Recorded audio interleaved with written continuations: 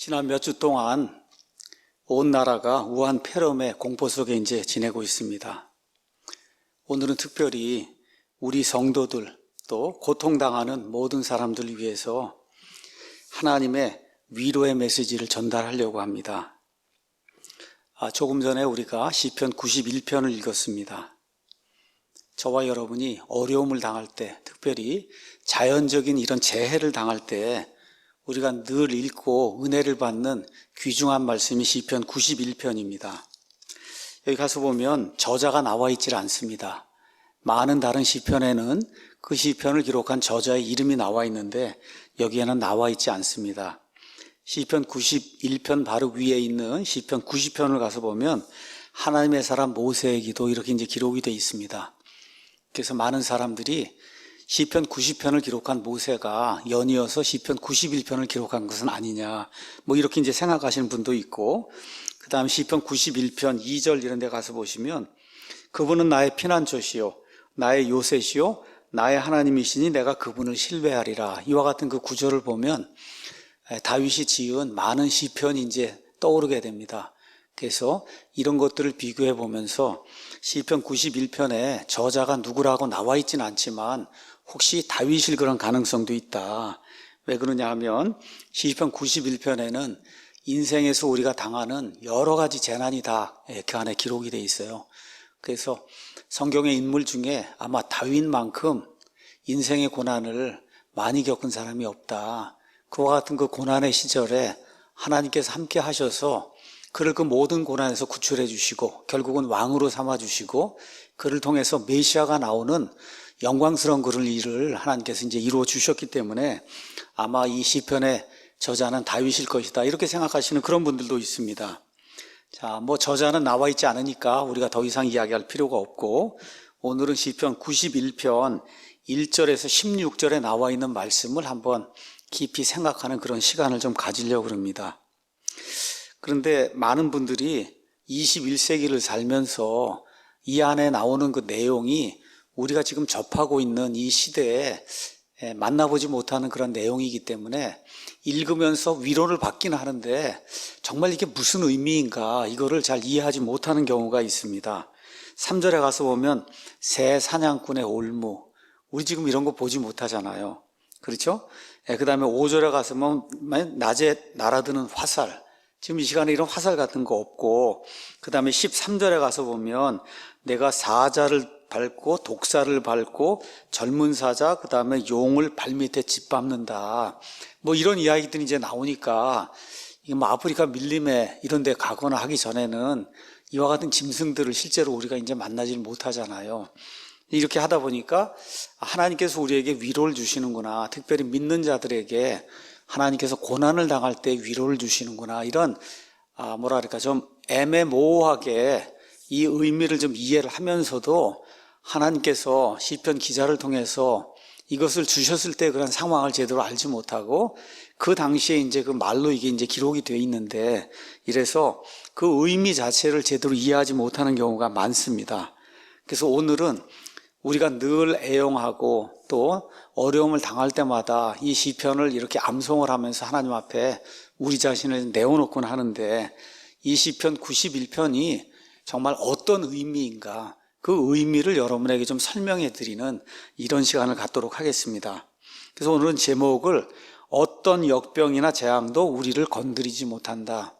참 좋은 제목입니다. 그래서 어려움을 당하고 있는 우리 성도님들 또 특별히 대구 경북 지역에서 우한 폐렴 때문에 고통을 당하고 있는 많은 무고한 시민들 또 이 일을 위해서 애를 쓰고 있는 의료진들 또 중앙질병관리본부에서 일하시는 모든 분들, 이런 모든 분들 어려움 속에서 어떤 질병이나 재앙도 우리를 건드리지 못한다라고 이런 말씀을 통해 하나님의 위로를 받으시길 원합니다. 먼저 여기 16절인데 이 16절을 이렇게 좀 구분을 좀 해보면 좋을 것 같아요. 그래서 1절에서 4절은 시편 91편에 이제 주제가 나와 있습니다. 그 주제는 하나님께서 성도들에게 안전을 주신다는 겁니다. 이런 내용이고 5절에서 10절은 하나님이 주시는 그 안전의 의미가 뭐냐, 의미 이런 내용이 그 안에 이제 기록이 되어 있고 11절에서 13절은 심지어 하나님께서 천사들까지 동원하셔서 하나님의 성도들 도와주신다, 이런 내용이 있고, 그 다음에 14절에서 이제 16절은 하나님께서 우리가 고통을 당할 때 직접 우리의 도움이 되신다고 약속을 했기 때문에 사람의 말이 아니라 하나님의 약속에 근거해서 저와 여러분이 어려움 속에서 고통을 이기고 하나님의 은혜로 평화로운 그런 삶을 살 수 있다는 이와 같은 내용이 이 안에 요약이 되어 있습니다. 제가 이 말씀은 영어 웹사이트 bible.org라는 데가 있어요. bible.org. 거기 가서 보시면 밥 데핀 바우어라고 하는 댈러스 신학교 출신의 목사님이 있습니다. 그래서 거기 가셔서 시편 이게 쌈입니다. 쌈 PSALM 하고 92를 치면, 그러면 여러 목사님들이 시편에 대해서 묵상하거나 아니면 설교하신 그런 글이 있어요. 그 글 중에 이 내용이 참 좋은 것 같아서 여러분에게 이제 발췌하고, 또 위얼스비 목사님이나 다른 분들의 글을 이렇게 요약을 해서 시편 91편이 어떤 것을 우리에게 지금 이야기해주고 있는가, 이거 전체를 한번 살펴보는 그런 시간을 좀 갖도록 하겠습니다. 먼저 1절에서 4절은 하나님께서 성도들을 보호해 주시고, 그래서 성도들이 안전한 삶을 살게 해주신다는 내용이 그 안에 이제 기록이 되어 있습니다. 지극히 높으신 이의 은밀한 곳에 거하는 자는 전능자의 그늘 밑에 거하리로다. 내가 주에 대하여 말하기를 그분은 나의 피난처시요 나의 요새시요 나의 하나님이시니 내가 그분을 신뢰하리라 하리로다. 그분께서 너를 내 새 사냥꾼의 올무에서와 해로운 역병에서 확실히 건지시리로다. 그분께서 자신의 깃털로 너를 덮으시리니 내가 그분의 날개 밑에서 그분을 신뢰하리로다. 그분의 진리가 너의 큰 방패와 작은 방패가 될 것이다. 이렇게 이제 기록이 되어 있습니다. 자, 이 안에는 하나님께서 하나님을 사랑하시는 하나님의 성도들 안전하게 보호해 주신다고 하는 약속의 말씀이 이제 나와 있습니다. 그래서 성도들이 어려움 속에서도, 고통 속에서도, 역병 속에서도, 질병 속에서도 안전을 누린다, 이런 내용이 이 안에 이제 기록이 되어 있고, 그것이 약속으로 이제 나와 있습니다. 자, 그런데 이 안전을 누가 주시는가? 성도들에게 안전이 보장이 되어 있는데 이 안전을 주시는 주체가 누구인가? 그게 1절에 나와 있어요. 그러니까 시편 시작하면서 가장 중요한 게 어느 면에서 1절이라고 이야기할 수 있습니다. 그 1절 가서 보니까 지극히 높으신 이의 은밀한 곳에 거하는 자는 전능자의 그늘 밑에 거한다, 이렇게 이제 되어 있습니다. 여기 그늘 이렇게 이제 나오면서 4절에는 그분께서 자신의 깃털로 너를 덮으시리니 내가 그분의 날개 밑에서 그분을 신뢰하리로다, 이렇게 이제 기록이 되어 있습니다. 성경에는 하나님의 이름이 여러 가지가 나옵니다. 온 세상을 이렇게 창조하신 거 하나님 이야기할 때는 엘로힘 이렇게 이제 되어 있고, 그 다음에 스스로 존재하는 자, 또 하나님의 백성과 언약을 맺는 이와 같은 하나님을 표현할 때는 여호와 이렇게 이제 기록이 되어 있습니다.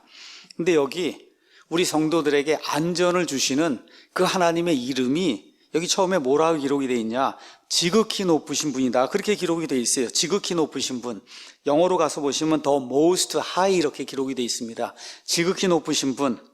이 지극히 높으신 분은 히브리 말로 엘리온 이렇게 이제 되어 있어요. 엘리온. 그러니까 하나님의 이름 중에 하나입니다. 이름 중에 하나. 그러니까 하나님께서 성도들에게 안전을 주시는데 어떤 하나님이 우리에게 안전을 주시냐? 이 세상 우주공간 어떤 것보다도 더 높으신 분. 그렇죠? 이런 분이 우리에게 안전을 주신다는 거예요. 그래서 이 엘리온이라고 한 이런 말이 1절에도 나오고 그 다음에 이제 9절에도 나옵니다. 지극히 높으신 분. 이 말씀은 창세기 14장 18절에서 20절, 아브라함이 많은 왕들을 쳐부수고 이제 돌아올 때 멜기세덱이 아브라함을 축복하는 그 구절에 성경에서 처음 나옵니다. 그래서 지극히 높으신 분, 왕보다도 높고 이 세상 사람들이 섬기는 어떤 신보다도 높고 우주 공간의 어떤 별 아무리 높아도 그것보다 더 높으신 그 하나님이 우리에게 안전을 주신다. 그래서 지극히 높으신 분이라고 하는 하나님의 성함이 이제 이름이 이제 그 안에 이제 기록이 되어 있습니다. 그 다음에 또 지극히 높으신 분을 다시 뭐라고 설명했냐? 전능자라고 설명했어요. 전능자는 우리가 영어로 almighty 하다는 얘기는 말 그대로 전지전능하다는 거예요. 어떤 군대도 싸워서 이길 수 없는 엄청난 위력을 가진 이와 같은 존재를 우리가 전능자라고 표현합니다. 영어로는 이제 우리가 Almighty, 그 다음에 히브리 말로는 그런 하나님을 엘샤다이 이렇게 이제 표현했어요. 엘샤다이. 그래서 창세기 17장 1절에 전능자 하나님이 아브라함에게 나타났다. 그래서 어떤 일을 하시느냐, 나이가 100세가 된 사람이 아들을 낳게 만들어주신 그런 분으로 나타나세요. 여러분, 나이가 100살이 됐는데 어떻게 아이를 낳을 수가 있어요? 그 아내는 90세예요. 그 90세에 사람의 힘으로는 아이를 출산할 수 없는 그와 같은 그 시대에, 그 시점에 하나님이 나타나셔서 나는 전능자 하나님이다, 그렇게 이야기하세요. 전능자. 못하는 일이 없다는 거예요. 못하는 일이 없다. 다시 말해 모든 상황에서 모든 것을 하실 수 있는 분, 이분이 이제 전능자인데, 바로 그 전능자께서 하나님을 신뢰하는 하나님의 백성들에게 안전을 보장해 주신다. 지금 성경이 우리에게 그렇게 이야기하고 있습니다. 그 다음에 이제 2절, 그 다음에 9절에 가서 보면 주라고 하는 분이 나옵니다. 주. 영어로 LORD 해서 대문자 LORD가 이제 사용이 됐어요. 여호와 하나님, 스스로 계시는 분. 이 세상에 존재하는, 우주 공간에 존재하는 모든 만물은, 이 만물을 만드신 창조자가 있어요. 근데 성경에 나와 있는 여호와 하나님은 누가 만든 그런 존재가 아닙니다. 그래서 출애굽기 3장에 나와 있는 것처럼 나는 스스로 존재하는 자다. 우주 공간 이 온 천하 만물 중에 이와 같은 존재가 없거든요. 자, 그래서 시편 기자는 하나님께서 성도들에게, 하나님을 신뢰하는 자들에게 안전을 보장해 주시는데, 그 하나님이 어떤 분이냐?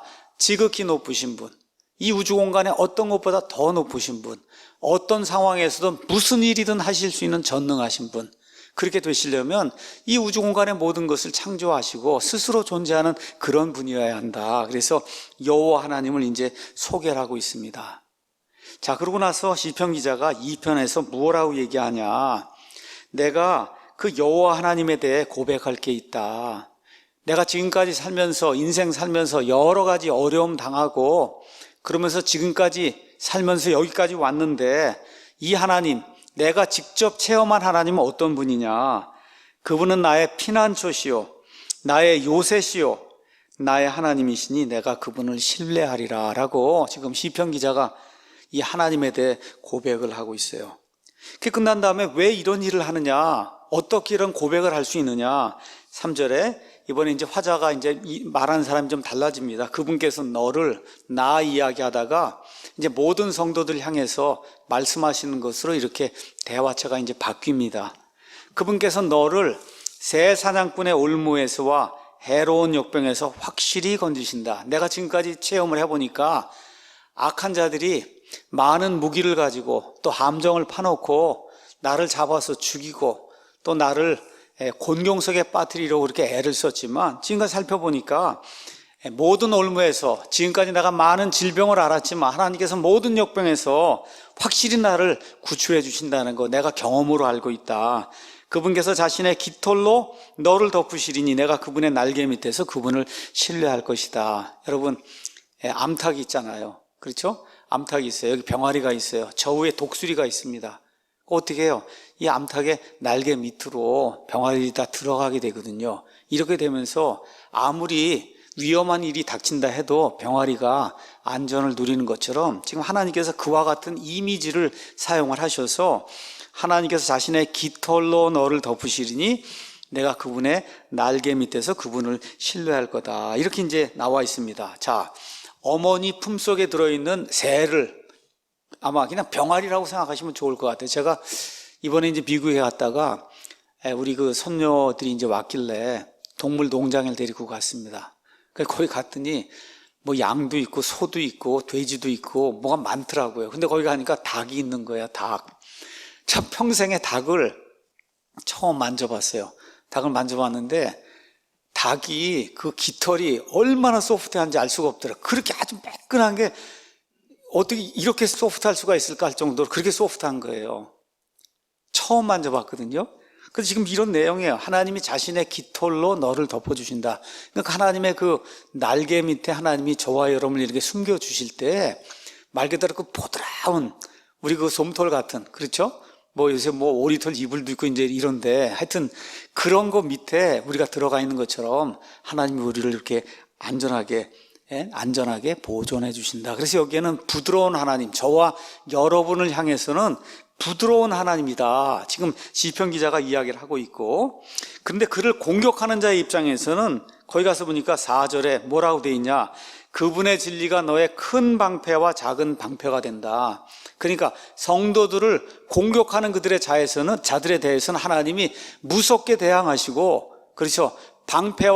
큰 방패와 작은 방패가 되셔서 어떤 것들로부터도 공격이 해와도 하나님께서 도와주신다고 하는 이와 같은 말씀이 그 안에 이제 기록이 되어 있어요. 그러니까 성도들 향해서는 부드러운 하나님, 성도들을 공격하는 자들을 향해서는 무서운 것과 같은 하나님의 모습으로 하나님이 이 안에 이제 기록이 되어 있습니다.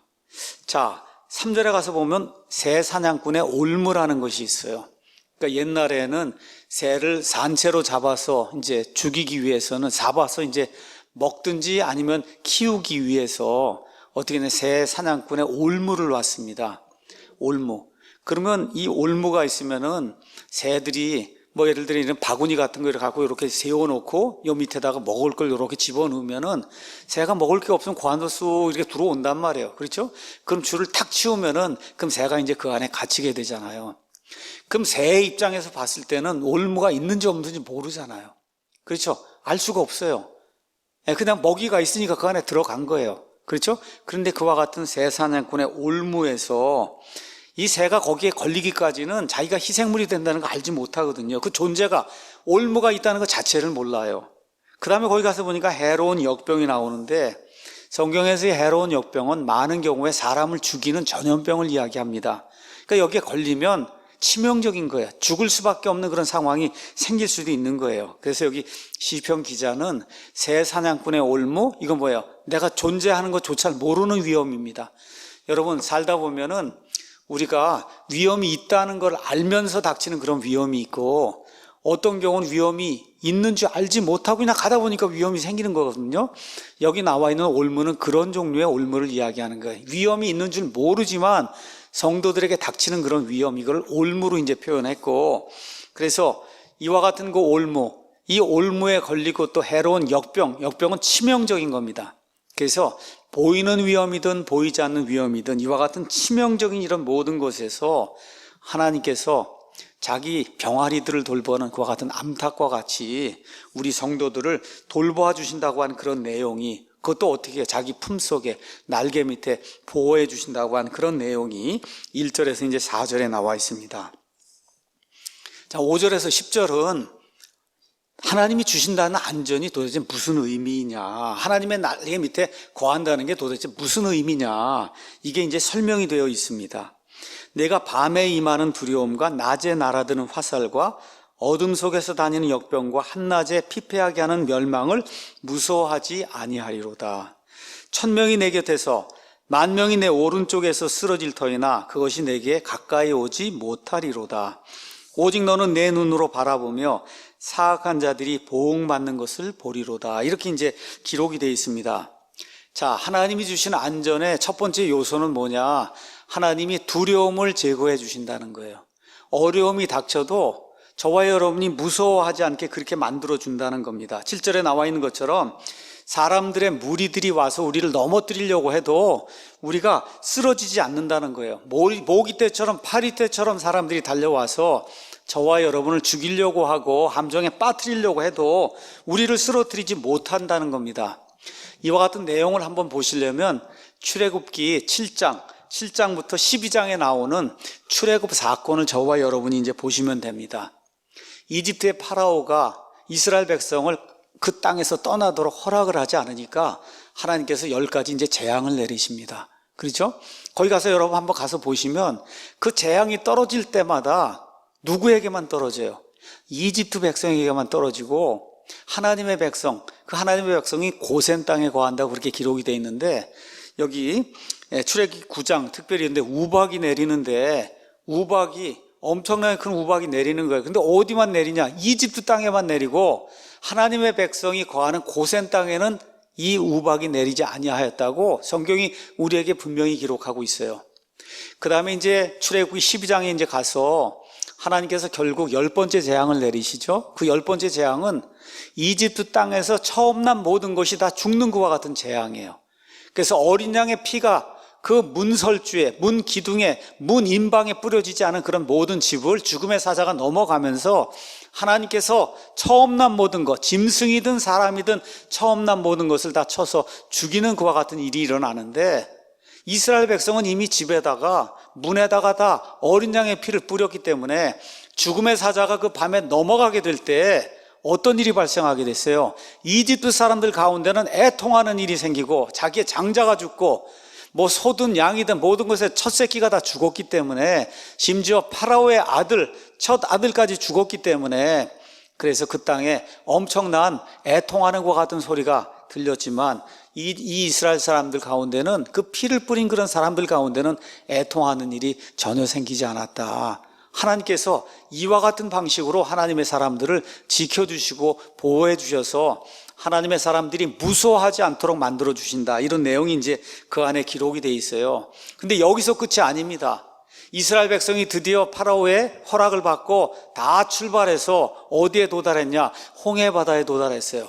그 가서 보니까 뒤는 홍해 바다고 저 앞은 이제 광야, 넓은 데인데, 바라보니까 광야 쪽에서 누가 달려와요? 파라오와 그의 전차 부대와 그의 많은 군대들이 다가오게 됐잖아요. 이들을 잡아 죽이려고, 그렇죠?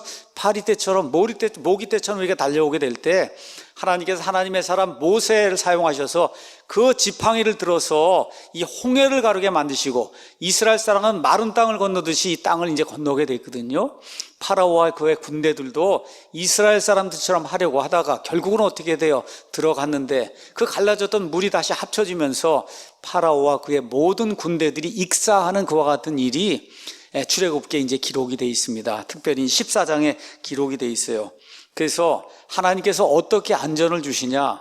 하나님을 대적하는 자들이, 이 땅을 대적하는 자들이, 악한 역병이 이 땅을 대적하고 하나님의 백성을 대적하게 될 때 파리 때처럼, 모기 때처럼 달려든다 해도 하나님의 백성에게 안전을 주시고, 그 결과 하나님의 백성이 두려워하지 않고 이 모든 것들을 물리칠 수 있다는 이와 같은 말씀을 이제 주십니다. 특별히 8절에서 이제 10절에는 하나님의 의로우신 심판으로 말미암아 하나님의 백성을 고통스럽게 만든 이런 사악한 자들, 하나님께서 이들에게 하나님의 원수를 갚아주신다는 그런 내용이 그 안에 기록이 되어 있습니다. 자, 9절에는 하나님의 백성이 왜 이와 같이 안전하게 보호가 될 수 있느냐, 이유가 이제 나와 있고 그 결과가 이제 10절에 나와 있습니다. 자, 가서 보니까 9절에 나의 피난처 되시는 주, 그 지극히 높으신 이를 내가 내 처소로 삼았다. 어려움 당할 때마다, 특별히 인간이 감당할 수 있는 이런 어려움 당할 때마다, 오늘 아침 설교에도 제가 말씀을 드렸듯이 자기를 낮추고, 그렇지, 어떻게 돼요? 하늘을 바라봐야 된다는 거예요. 사람이 할 수 없는 일이 우리 인간의 삶에서 많이 일어납니다. 개인적으로도 일어나고 교회적으로도 일어나고 국가적으로도 지금 일어나요. 지금 우한 폐렴과 같은 이런 거 인간이 막을 수 없는 거예요. 인간이 치료약을 개발해서, 그래서 사람이 그것으로부터 탈출하기까지 시간이 많이 걸립니다. 저와 여러분이 해야 될 일이 뭐냐? 하나님을 우리의 피난처로 삼아야 된다는 거예요. 도피처로 삼아야 된다는 거예요. 어려움이 올 때 물론 우리가 할 수 있는 모든 거 위생 수칙 다 지켜가며, 가급적이면 사람들 만나지 않고 사람들 많이 모이는 것 같은 장소에 가지 않고 우리가 할 수 있는 모든 일을 다 하면서, 이 모든 것의 정말 해결책은 하나님밖에 없구나 하고, 이 하나님 아버지를 우리의 도피처로 삼고 하나님을 우리의 피난처로 삼는, 말 그대로 하나님만을 신뢰하는 이와 같은 믿음을 갖는 이런 사람들을 향해서 하나님께서 10절의 말씀을 주신다는 겁니다. 너무 귀한 말씀이 그 안에 기록되어 있어요. 어떤 재앙도 내게 닥치지 못하며 어떤 역병도 내 거처에 가까이 오지 못한다. 어떤 재앙, 어떤 역병, 어떤 어려움, 어떤 질병, 저와 여러분이 인생을 사는 가운데, 우리 가운데 개인적으로 닥칠 수 있는 이와 같은 어려움이 있어요. 또 국가적으로 닥칠 수 있는 어려움이 있어요. 저와 여러분이, 우리 대한민국에 사는 하나님의 백성들이 하나님을 피난처로 삼고 하나님만 우리의 이 모든 문제를 해결할 수 있습니다 하고 하나님의 은혜를 간절히 간구하게 될 때 10절에 나와 있는 말씀처럼 어떤 재앙도, 어떤 역병도, 어떤 어려움도 이 대한민국을 강타하지 못할 줄로 믿습니다. 특별히 우리 믿는 사람들을 이와 같은 역병이나 재앙이 우리 믿는 사람들을 해롭게 하지 못할 것이라고 성경이 우리에게 이야기해 주고 있습니다. 자, 그래서 우리는 특별히 믿는 사람들은 하나님의 진노 아래로 들어가지 않는다. 성경이 우리에게 말씀해 주심을 이런 차원에서 저와 여러분이 기억하시면 좋을 것 같습니다.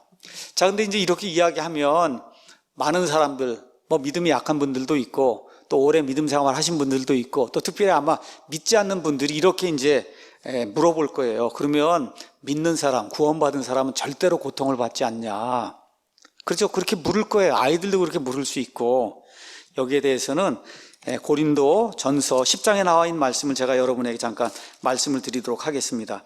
고린도 전서 10장 13절 여기에 대한 이 질문에 대한 답이 나와 있습니다. 사람에게 공통적으로 있는 시험 외에는 너희가 어떤 시험도 당하지 아니하였나니. 우리 인생을 살면서 개인적으로, 국가적으로, 교회적으로 고통을 당할 수 있어요. 어려움 당할 수 있어요. 역병에 이와 같은 재난도 당할 수 있습니다. 그런데 이게 다 믿는 자나 믿지 않는 자나 다 당한다는 거예요.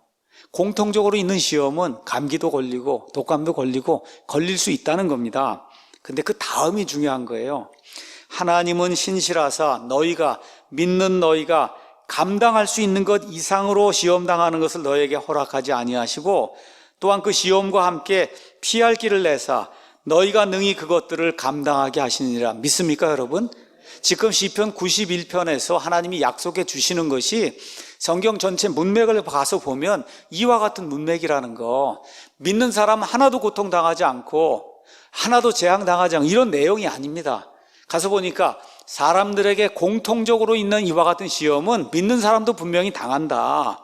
근데 하나님께서 우리가 감당할 수 있는 것 이상의 것을 주지 아니하시고 또 이와 같은 어려움을 당할 때 피할 길을 내셔서 그래서 여기서 승리할 수 있도록 하나님께서 만들어 주신다는 거예요. 그래서 우리 로마서 8장 28절에 나와 있는 것처럼 하나님을 사랑하는 자들, 꼭 그분의 목적에 따라 부르심을 받은 자들에게는 모든 것이 합력하여 선을 이룬다고 하는 이런 말씀이 우리의 삶 속에서 어려움을 당할 때나 기쁠 때나, 그래서 좋은 일을 당할 때나 슬픈 일을 당할 때나 이 모든 것이 어우러져서 합력을 해서 그래서 하나님의 사람에게 좋은 일을 이루어 주신다는 이런 말씀으로 시편 91편 이 내용을 이해하시면 이제 좋을 것 같습니다. 자, 이제 세 번째 대지는 이제 11절에서 13절에 나와 있는데 그 내용은 놀라운 거예요. 하나님께서 우리를 도와주시는데 이 세상에 있는 사람이 쓸 수 있는 이와 같은 거 이거 말고 영계에 있는 창조물 천사들까지도 동원하셔서 저와 여러분을 도와주신다는 거예요. 이 세상에 역병이 있어요. 올무도 있어요. 화살도 있어요. 군대도 있어요. 마귀의 영역에 속한 영적인 공격도 있고 육신적인 공격도 있어요. 제가 오전에 말씀드린 것처럼 또 지난주에도 말씀드린 것처럼 인생을 살면서 정말 처음으로 죽음이 바로 내 코앞에 있을 수 있구나 하는 거를 이번 이 폐렴 사태를 통해서 이 목사도 처음 경험하는 거예요. 지금까지 살면서 많은 위험이 있었지만 이렇게 집단적으로 이런 병이 이제 발병을 하면서 말 그대로 대구 같으면은 유령 도시가 됐다. 사람이 나다니지 않는다는 거잖아요. 그 일이 내 눈앞에서 일어나는 건 이번에 처음 본 거거든요. 그렇죠? 오늘 아침에 이 뉴스 기사를 보니까 이스라엘에서 아마 130명인가 132명이 대한민국에서 비행기를 타고 이스라엘에 갔더니 이스라엘 정부가 들어오지 마셔야 하고 도로 돌려보내야 되잖아요. 이런 일이 우리 평생에 지금까지 경험해 본 적이 없잖아요. 이와 같은 일이 생긴다는 겁니다. 근데 하나님께서 뭐라고 말씀하시느냐, 사람의 공격이든 마귀의 공격이든 자연 재해로 말미암은 재앙이든 하나님의 보호망을 뚫지 못한다. 그래서 그거를 확증해 주시기 위해서 여기 10절에 여기 가서 보니까 그 다음 절에 하나님이 뭐라고 이제 말씀을 해 주시냐, 이렇게 이제 기록이 돼 있어요. 그분께서 자신의 천사들에게 너에 대한 책무를 주사 천사들에게 책임을 맡긴다는 거예요. 어떤 책임을 맡기냐? 저 성도를 가서 돌봐주고 그들의 길을 인도해라. 저와 여러분이 차를 타고 어디를 가든지, 쇼핑을 하러 어디를 가든지, 밖에 나가서 무슨 대화를 나누지, 어떤 사람을 만나든지, 이와 같은 어려운 때에 하나님께서 천사들을 보내셔서 저와 여러분이 다니는 길까지 인도해 주신다는 겁니다. 이렇게 믿는 것이 하나님께서 우리에게 주신 안전보장의 약속이다. 천사들까지 동원하셔서 믿는 사람들을 도와주신다. 히브리서 1장 14절에 가서 보니까 천사에 대해서 성경 말씀이 이렇게 기록을 하고 있습니다.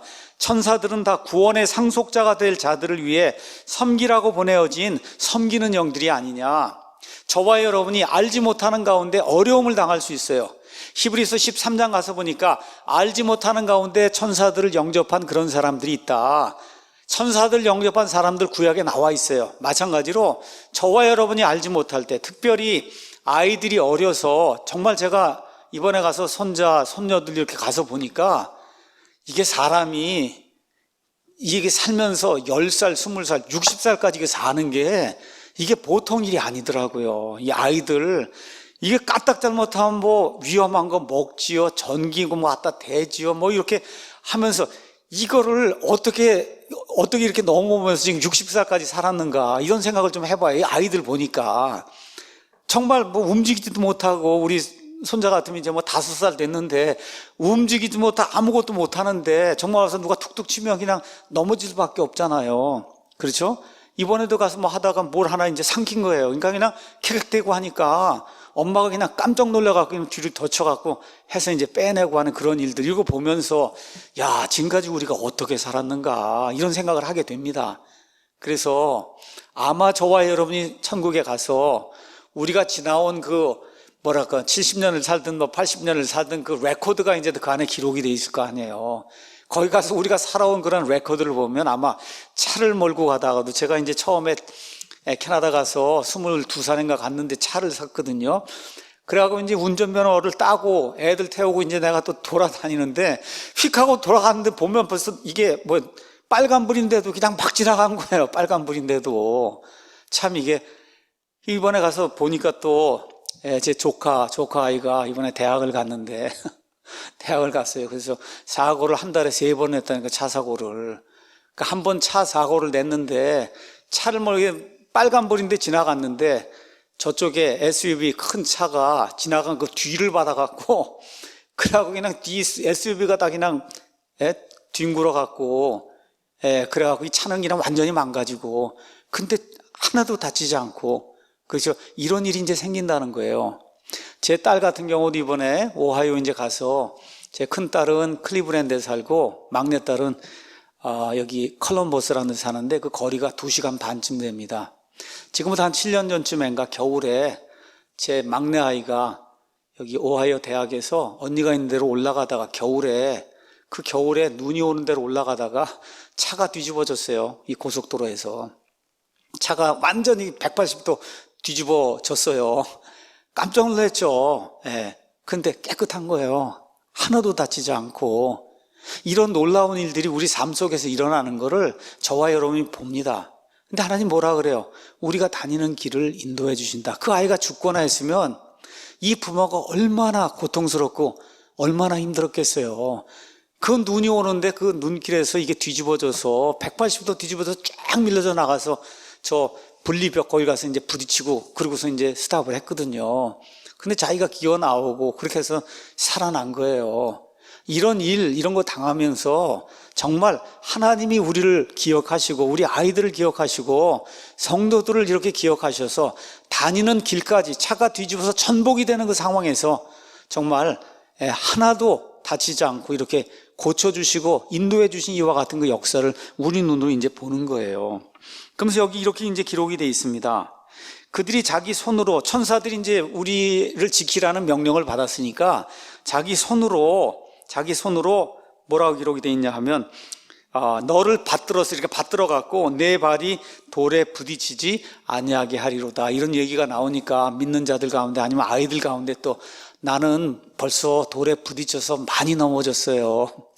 여러분, 이런 이야기는 하나님께서 인생, 여러분 돌에 걸려 넘어지는 건 아주 사소한 거잖아요. 아주 사소한 그런 위험이잖아요. 이런 것까지도 하나님이 지켜주신다는 그런 의미로 이해를 해야지, 하나님 믿으면 돌에 걸려서 넘어지지도 않는구나, 이거 그런 의미가 아닙니다, 여러분. 이건 좀 우리가 생각을 해서 이제 들으셔야 되는 거예요. 자, 그 다음 이제 말씀드려야 될 내용은, 지금까지는 하나님께서 우리를 보호해 주시는데 어떻게 되냐, 우리가 수동적으로 보호를 받는 거예요. 암탉의 날개 밑에 들어가고 또 천사들까지 동원해서 하나님이 도와주시고, 우리 입장에서 보면 우리가 수동적으로 보호를 받는 거예요. 근데 하나님께서 13절에 뭐라고 말씀하시냐, 이제는 내가 두려움을 떨쳐버리고 하나님을 신뢰하게 될 때, 이번에 하나님을 전적으로 신뢰하게 될 때, 우한 폐렴과 같은 이와 같은 어려움이 닥칠 때 두려워하지 않고 전적으로 하나님을 신뢰하게 되면 하나님께서 뭐라고 말씀하시냐, 내가 사자와 독사를 밟으며 젊은 사자와 용을 발밑에 짓밟으리로다. 이번엔 수동적이 되는 게 아니라 어떻게 돼? 이번엔 능동적이 돼서, 성경에 가서 보면 사탄을 뭐라고 얘기해요? 사자라고 얘기하고 뱀이라고 이야기하잖아요. 어떠한 영적인 공격이 오고 어떠한 사악한 마귀의 공격이 와도 이번엔 이거를 능동적으로 나가서 부수고 이길 수 있는 그와 같은 자가 된다. 하나님이 능동적으로 보호해 주시는 이와 같은 일을 이루신다고 우리에게 말씀해 주시는 겁니다. 그래서 14절 15절에 하나님의 약속이, 어떤 어려움이 와도 하나님이 우리를 구출해 주신다, 거기에서 벗어나게 해 주신다, 이기게 해 주신다, 오히려 이와 같은 어려움을 통해서 이 사람을 존귀하게 만들어 주신다, 그렇게 기록이 돼 있어요. 15절에 내가 그와 함께하여 그를 건지고 그를 존귀하게 하리라. 대한민국에 어려움이 닥쳤습니다. 이 어려움을 통해서 우리 믿는 사람들이 특별히 회개하고 기도하고 하나님의 은혜와 하나님의 긍휼을 간구하게 될 때, 온 국민이 자숙하고 하나님이 만들어주신 이 아름다운 대한민국, 이 대한민국을 지키기 위해서 노력하게 될 때 이것이 오히려 약이 되고, 그래서 우리 대한민국이 모든 사람들 앞에서 존귀한 국가가 될 수 있을 줄로 믿습니다. 사람들의 영광이 될 수 있는 그런 국가가 될 수 있을 줄로 믿습니다. 그래서 하나님께서 모든 사람 앞에서, 우리가 지금 어려움을 당할 때 모든 사람 앞에서 우리를 들어서 하나님의 존귀한 자로 하나님이 삼아주시는 그런 일을 하나님이 이루어 주신다고 말씀해 주세요. 여러분, 다니엘서 3장에 가서 보시면 느부갓네살 왕의 우상 숭배를 거부하던 사드락과 메삭과 아벳느고가 있어요. 말을 듣지 않으니까 용광로 속에 집어넣으라고 했어요. 용광로 속에 집어넣는 순간에 누가 나타납니까? 하나님의 아들이 나타나지 않습니까?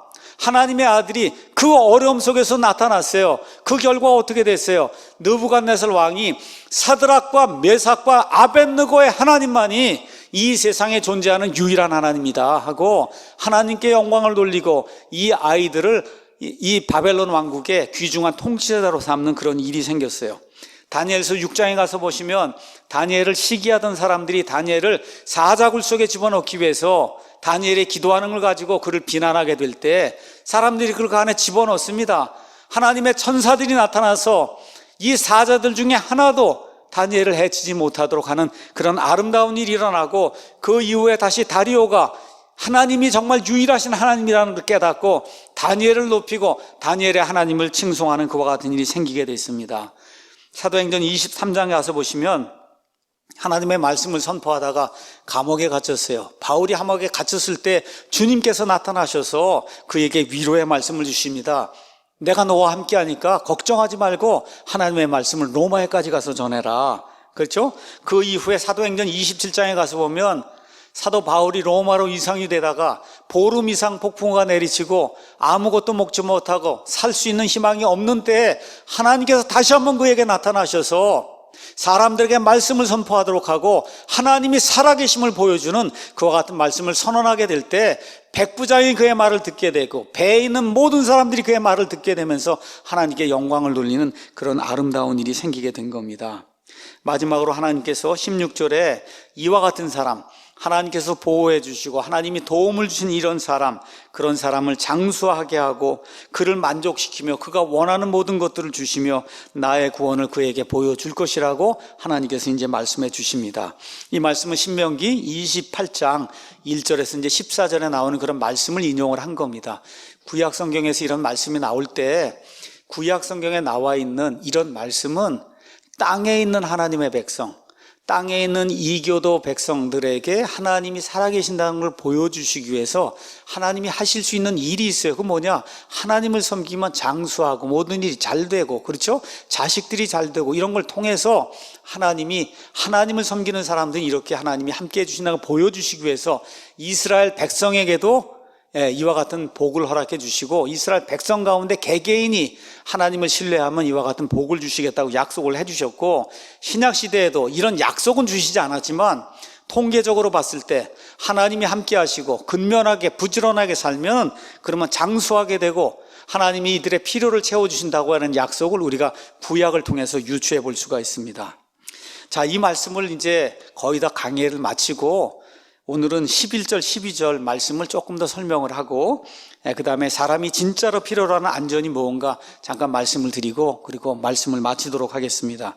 11절, 12절 가서 보면 그분께서 자신의 천사들에게 너에 대한 책무를 주사 내 모든 길에서 너를 지키게 하시리라. 그들이 자기 손으로 너를 받들어 내 발이 돌에 부딪히지 아니하게 하리로다. 이런 말씀이 나와 있어요. 이거 어디서 많이 본 거잖아요. 그렇죠? 어디서 많이 봤죠? 어디에 나와요? 마태복음에 나옵니다. 마태복음 가서 잠깐 보겠습니다. 마태복음 4장에 이제 가서 보시면은 마귀가 예수님 공생의 사역 시작할 때 이제 나타나서 예수님은 이제 시험을 합니다. 그 시험하는데 세 번째 시험이 뭐냐? 5절에 이에 마귀가 그분을 데리고 거룩한 도시로 올라가 성전 꼭대기에 그분을 세우고 그분께 이르되 내가 만일 하나님의 아들이거든 뛰어내리라. 기록된 바 그분께서 자신의 천사들에게 너에 관한 책무를 주시리니 그들이 자기 손으로 너를 받들어 언제라도 내 발이 돌에 부딪히지 아니하게 하리로다 하셨느니라 하매. 이렇게 이제 기록이 돼 있어요. 무슨 얘기냐 하면 예루살렘 성전이 예루살렘 그 도시 안에서 가장 높은 데잖아요. 그렇죠? 그 높은 데 올라가서 붕 하고 점프해서 뛰어내리면은, 그렇죠? 그러면 여기 성경 말씀에 어떤 말씀이에요? 시편 91편 11절 12절에 기록이 된 대로 하나님이 천사들에게 책무를 줘서 내 발이 돌에 부딪히지 않도록 그렇게 해준다고 그렇게 하지 않았느냐. 그렇게 하는 내용 그대로 나오는 내용이에요. 자, 첫 번째 기억하셔야 됩니다. 4장 6절에 언제라도라는 말이 시편 91편에 있어요, 없어요? 그들이 자기 손으로 너를 받들어 내 발이 돌에 부딪히지 아니하게 하리로다. 시편은 이 말씀인데 마귀는 이걸 들고 와서 뭘 붙였어요? 언제라도, 아무 때라도 하고 싶으면 뛰어내리면, 엠파이어 스테이트 빌딩이고 뭐고 믿는 사람이 거기 가서 뛰어내리면 하나님이 죽지 않도록 이렇게 받아주신다. 하나님이 그렇게 얘기하신 적이 있어요? 없죠. 뭘 집어넣었어요? 말씀을 이렇게 추가하는 거예요. 언제라도를 집어넣는 거예요. 언제라도를 집어넣어요. 그래서 많은 사람들이 어떤 한 구절에 꽂혀갖고 하나님을 시험하는 일들이 예수님을 믿는 이와 같은 커뮤니티에 많이 있어요. 근데 하나님의 약속에도 불구하고 예수님이 뛰어내립니까? 뛰어내리지 않습니까? 뛰어내려요? 안 뛰어내려요? 안 뛰어내립니다. 근데 기억하셔야 돼요. 하나님이 뛰어내리라고 했으면 뛰어내릴까요? 뛰어내리지 않을까요? 뛰어내립니다. 하나님 아버지가 뛰어내리라고 하면 뛰어내려요. 그거는 믿음이에요. 근데 지금 누가 뛰어내리라 그래요? 마귀가 뛰어내리라 그러죠. 자, 그러면 어떤 일이 생길까요? 마귀가 뛰어내리라고 해서 예수님이 올라가서 뛰어내렸어요. 수많은 사람들 지금 밀집해 있잖아요. 보는 거 아니에요. 저 사람이 뛰어내리는데 저 사람 죽나 안 죽나 좀 볼 거 아니에요. 자, 이렇게 해서 뛰어내렸는데 죽지 않았어요. 엄청난 영광을 받을 거 아니에요. 그렇죠? 자, 그러면 하나님의 뜻이 이루어집니까? 아니에요. 예수님이 뭐라 그랬어요? 사람의 아들이 영광에 들어가기 전에 먼저 어떻게 된다는데 고통과 십자가를 져야 된다 그랬잖아요. 맞습니까? 고통과 십자가를 진 다음에 그 다음에 영광이 있는 건데 마귀는 그 순서를 바꾸는 거예요. 언제라도 하는 말을 집어넣고 그렇게 해서 예수님을 시험하니까 예수님께서 신명기 6장 말씀을 가지고 뭐라고 얘기해요? 너는 하나님, 오직 살아계신 그 하나님 한 분만 경배하고 그분을 섬겨야 된다. 이렇게 말씀을 해주시는 겁니다. 약속이 있어요. 약속이 있음에도 불구하고 이 약속을 오용하면 안 된다는 거예요. 그렇죠? 그 약속을 오용하면 안 돼요. 성경을 전체를 보고 그리고 성경 전체의 문맥이 무엇인가, 또 지금 여기에는 마귀가 언제든지라는 말까지 집어넣어서 그래서 말씀을 왜곡을 시키잖아요. 이런 것들을 판단하지 못하고 어떤 성경 말씀 하나에 꽂혀갖고 성경의 나머지를 다 버리고 그거 하나만 내세우면 그럼 이단이 되기 쉬운 거예요. 그러면은 자기 마음대로 하나님을 시험하는 이런 사례가 생기기 쉬운 겁니다. 어떤 사람이, 어떤 여자분이 자궁에 문제가 있어서 자궁을 드러냈어요. 그럼 기도원에 가서 열심히 기도하는 거예요. 아기를 낳게 해달라고. 여러분, 그 아기 낳을 수 있어요? 못 낳아요? 하나님이 못해서 아기를 못 낳는 게 아니에요. 그건 하나님을 시험하는 거예요. 하나님을 시험하는 거. 그리스도인들이 이런 것들을 잘 구분해야 된다는 겁니다. 이런 걸 잘 구분해야 된다. 자기 생각 속에서 억측을 하고 하나님이 다 이루어 주신다고 했으니까 하나님을 시험하면 안 된다는 거예요. 사람이 할 일을 마땅히 해야 된다는 거예요. 하나님이 다 해주신다고 했으니까 다 해주실 거 아니냐? 안 그렇습니다, 여러분. 지금식으로 얘기하면 우한 폐렴에 걸리지 않겠다고 하나님이 만들어주지 않았냐? 아무 데나 다니면 안 됩니다, 여러분. 그렇다고 해서 어떻게 해야 돼요? 위생수칙 지켜야 됩니다. 그렇죠? 건강하게 살기 위해서 요와 같은 때는 몸 피곤하지 않게 하고 물도 많이 마시고 손도 자주 씻고 사람들 모이는데 가능하면 가지 않고 이렇게 해야지 하나님이 그런 데 가서 다니고 하는데 무조건 지켜주는 거 아니라는 거예요. 그러니까 하나님의 말씀을 잘 이해해야 된다는 겁니다. 그렇게 하는 거는 하나님을 시험하는 거다. 우리 아이들 가운데 또 그런 아이들이 있어요. 하나님이 다 이루어 주시고 모든 걸 만족시켜 주는데 공부 뭐하러 하냐. 여러분, 공부 안 하면 안 돼요. 공부 하나님이 시켜주지 않습니다. 열심히 공부해야 되는 그거 사람의 책무예요. 사람의 책무. 어떤 분들이 선교사 나간다 그래요. 그래서 뭐라 그래? 하나님 방언을 주십시오 하고 그 나라 말 좀 하게 해주십시오. 여러분 가서 선교사 하려면 그 나라 말을 배워야 되는 거예요. 배워야 되는 거예요. 심지어 몰몬교 사람들도 한국인 어디든 나와서 선교하려면은 1년이고 2년이고 그걸 가서 배우고 그러고 나와서 여기서 한국말 하면서 그렇게 선교를 하는 거예요.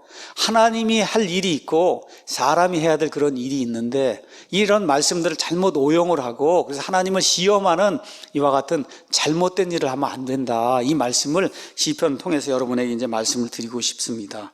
성경 전체를 균형 있게 보고 그리고 하나님의 말씀에 순종하며 본인이 해야 될 일을 책임감을 다 가지고 그렇게 하려고 살려고 노력하는 그런 일이 우리에게 이제 필요한 겁니다.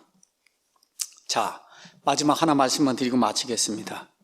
오늘 하나님께서 인생을 살아가는데 특별히 우리 믿는 사람들에게 어떤 역병, 어떤 재앙, 어떤 재난이 와도 보호해 주시겠다고 하는 안전보장의 약속을 주셨습니다. 그런데 그렇게 안전보장 약속을 받아도 결국은 죽음이란 재앙은 피할 수 없어요. 맞습니까? 예, 제가 이번에 우한 폐렴을 하나님의 은혜로 이번에 이제 피하게 됐다. 감사한 일입니다. 그렇죠? 감사한 일이에요. 근데 결국은 뭐 5년 있다 죽을지 내일 죽을지 오늘 밤에 죽을지 알 수가 없는 거예요. 그렇죠? 결국 우리 모든 사람에게 닥치는 재난, 죽음이라고 하는 재난, 죄 때문에 생긴 이와 같은 죽음이라고 하는 재난은 이 세상 어떤 사람도 피할 수가 없어요. 이건 피할 수가 없는 거예요.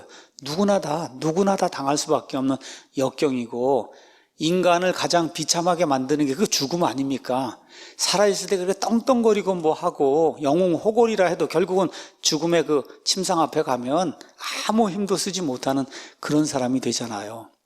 요 근래 제 어머니를 생각하면서 상당히 좀 마음이 아픕니다.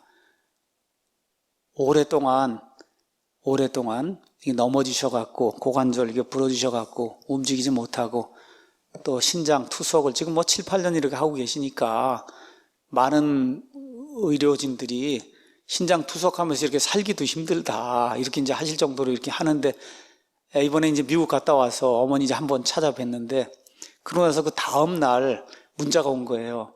이제 폐렴 때문에 방문 못 합니다.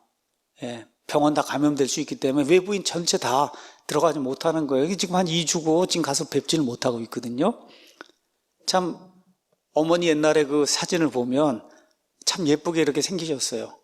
이제 그 가운데 화상을 입고 그래서 얼굴이 다 이렇게 찌그러지기도 하고 정말 어려움과 고통 겪다가 지금 이렇게 혈액암 앓으시고 생각도 못 하던 거잖아요. 이게 지금 신장 투석을 하고 지금 고관절이 부러져 이렇게 있고 지금은 또 이런 일 때문에 지금 아들들도 가서 며느리들도 가서 찾아보지 못하는 이런 일을 이제 당하고 있거든요. 참 인간이 그게 제일이에요. 사실은 저도 앞으로 그렇게 될 거거든요. 그렇잖아요. 자, 우리 앞에 이런 죽음의 재난이 이제 누구에게는 이제 닥치게 돼요. 그래서 이런 어려운 일을 당하면서 여기에서 벗어나는 것도 중요한데, 특별히 믿지 않는 분들이 혹시 이 설교를 듣는다고 하면 정말 나는 죽음 앞에서 어떠한 대비책을 가지고 있는가, 이걸 한번 좀 이번 주에 다음 주에 이렇게 우한 폐렴이 이렇게 창궐하는 이런 시점에 조용히 앉아서 자신을 한번 돌아보는 그런 시간을 가지면 정말 이 시간이 모두에게 유익한 그런 시간이 되리라고 믿습니다. 마태복음 16장 26절에 하나님이, 예수님께서 이렇게 말씀해 주세요. 사람이 온 천하를 얻고도 자기 혼을 잃으면 그것이 그 사람에게 무슨 유익이 되겠느냐. 그렇죠? 온 세상의 모든 거, 좋은 거, 집이든 차든 모든 거 다 좋은 거 다 가졌는데 근데 결국 죽어서 지옥에 간다고 하면 이 세상에 사는 건 60년, 70년, 80년, 90년밖에 안 됩니다. 그런데 영원한 운명, 그 운명이 결정이 돼서 천국이든 지옥이든 들어가서 사람이 살게 되면 말 그대로 영원한 거예요. 끝이 없는 겁니다. 끝이 없는 거. 그래서 우리 예수님께서 말씀해 주신 내용, 사람이 자기 혼을 잃으면 이 세상의 모든 것 누린 것이 무슨 유익이 되겠느냐, 이것을 생각하시고 이 질병, 어떤 재앙, 그래서 전염병, 우리 인생에 닥치는 어려움, 여기 벗어나는 거, 이것도 중요하지만 인생에서 가장 중요한 재난, 그 다음에 역병은 사망이라는 거다. 이것을 벗어나기 위해서 저와 여러분이 노력을 해야 됩니다. 근데 사람의 행위로는 이게 벗어날 길이 없어요. 벗어날 길이 없습니다. 그래서 성경은 뭐라고 얘기하냐? 죄의 삭은 사망이라고 얘기했기 때문에 이 죄 문제를 해결하지 않으면 죽음이라고 하는 역병에서 결코 벗어날 수가 없습니다. 그래서 죄의 문제를 해결하시기 위해서 사람의 이 답답한 사정을 보시고 하나님께서 직접 사람의 몸을 입고 이 땅에 오셔서 우리의 죄들로 인해 피를 흘려 죽으심으로 말미암아 하나님의 공의로운 심판을 예수님께서 다 짊어지시고 다 당하셨기 때문에 누구든지 그 예수님만 나의 구원자로 영접하면 하나님께서 그를 의롭다고 인정해 주신다고 이야기했습니다. 사람의 행위를 통해서가 아니라 하나님을 하나님답게 대접해드리고 하나님이 하신 그 일만을 믿습니다 하고 그분만을 신뢰하게 될 때 하나님께서 인생의 역병뿐만 아니라 죽음이라고 하는 역병, 지옥이라고 하는 이와 같은 재난에서 벗어날 수 있도록 하나님께서 은혜를 베풀어 주신다. 성경이 우리에게 그렇게 이야기하고 있습니다. 결론의 말씀 드리겠습니다. 구원받은 성도라고 해도 우리 삶에 어려움이 닥칠 수 있어요. 역경이 닥칠 수 있어요. 재앙이 닥칠 수 있습니다. 암과 같은 그런 무서운 질병이 닥칠 수 있어요. 고통도 닥칠 수 있어요. 성도라고 예외가 아닙니다. 그러나 육적인 고통이든 영적인 고통이든 사람이 주는 재앙이든 아니면 마귀가 가져든 그런 재앙이든 이번에 우한 폐렴과 같은 자연적인 재앙이든 하나님께서 뭐라고 말씀하시느냐? 하나님을 신뢰하는 자들, 가서 보니까 1절에 지극히 높으신 이의 은밀한 곳에 거하는 자, 이 자를 하나님이 사랑해 주신다는 거예요. 이게 기억을 해야 됩니다. 저와 여러분은 사람에게 보이는 영역이 있고 사람들은 보지 못하는 영역이 있어요. 우리 삶 속에 하나님만 보시는 영역이 있어요. 하나님만 보시는 영역이 하나님 보시기에 깨끗해야 된다는 거예요.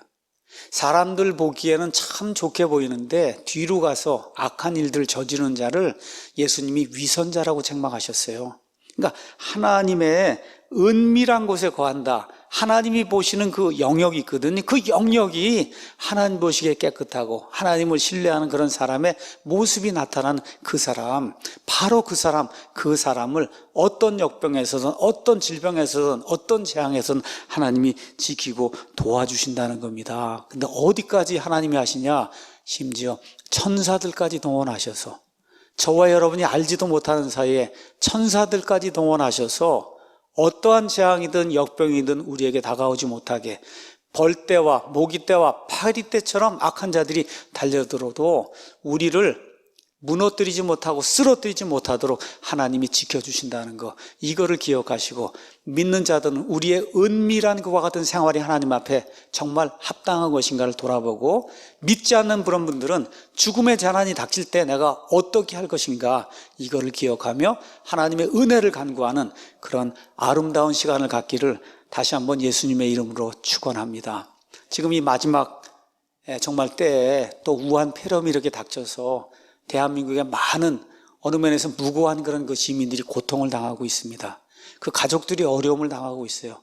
그래서 이 모든 분들, 의료계 종사하시는 분들, 방역요원들, 경찰들, 군인들, 또 질병본부에서 애를 쓰며 수고하시는 이런 모든 분들, 이 모든 분들에게 우리 주 하나님이 주신 위로와 격려, 그리고 이런 도우심이 충만히 임하셔서 우리 모두가 하나님의 은혜를 통해서 여기서 벗어나길 간절히 원합니다.